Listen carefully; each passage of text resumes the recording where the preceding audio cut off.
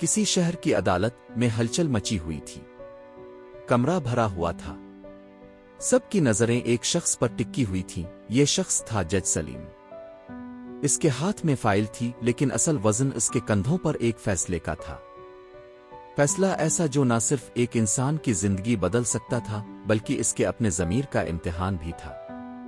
कमरे में मुकम्मल खामोशी छा गई। जज सलीम ने एक लम्हे को आंखें बंद की और खुद से कहा, अगर आज मैंने झूठ को सच मान लिया तो कल ये कुर्सी भी मेरे लिए अजाब बन जाएगी। सलीम आम घराने से ताल्लुक रखता था। इसके वालिद हमेशा कहते, बेटा दौलत और ताकत वक्ती है, असल दौलत ईमानदारी है। इन अल्फाज ने सलीम की जिंदगी को रास्ता दिया। इसने मेहनत की वकील बना, फिर जज के ओहदे तक पहुंचा। लेकिन आज इसके सामने एक ऐसा मुकदमा था जहां सच और झूठ के बीच की लकीर धुंधली हो चुकी थी। मुल्जिम एक बासर बिजनेसमैन था। शहर में इसकी बड़ी पहुंच थी। सब जानते थे कि वो मुजरिम है, लेकिन सबूत कमजोर थे।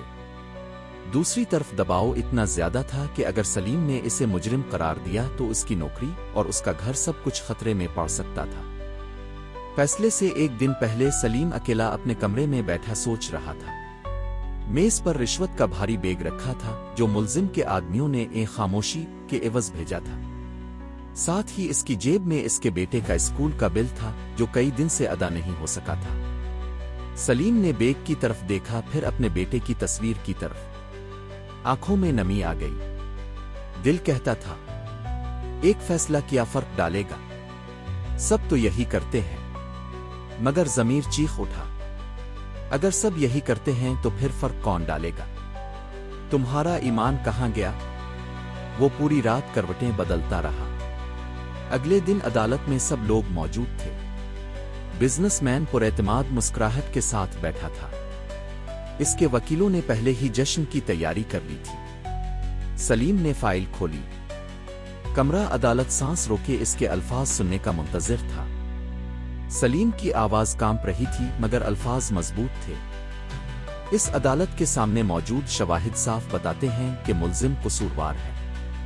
चाहे सबूत कमजोर हों, लेकिन इंसाफ की रूह ये इजाजत नहीं देती कि एक बेगुनाह को सजा दी जाए और एक गुनाहगार आजाद फिरे। इसलिए अदालत मुल्जिम को सजा सुनाती है। पूरे कमरे में हलचल मच गई।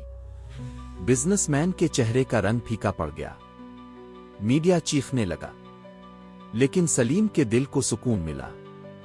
इस फैसले के बाद सलीम को धमकियां मिले। इसकी तनख्वाह रोक दी गई। इसका खानदान मुश्किल में आ गया।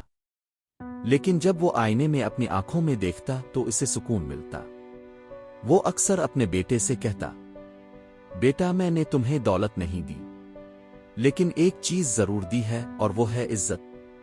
याद रखना, इज्जत ज़मीर की कीमत पर नहीं मिलती, बल्कि ज़मीर की हिफाजत से मिलती है। जिंदगी में ऐसे मोड़ जरूर आते हैं जब आसान रास्ता और सच्चा रास्ता सामने खड़े होते हैं। आसान रास्ता वक्ती फायदा दे सकता है, मगर असल सुकून सिर्फ ज़मीर के फैसले में है। अगर आपको ये कहानी पसंद आए तो लाइक करें और शेयर करें, और ऐसे ही और दिल छू लेने वाली कहानियों के लिए एपिक टेल्स मोटिवेशन को सब्सक्राइब करना ना भूलें। शुक्रिया।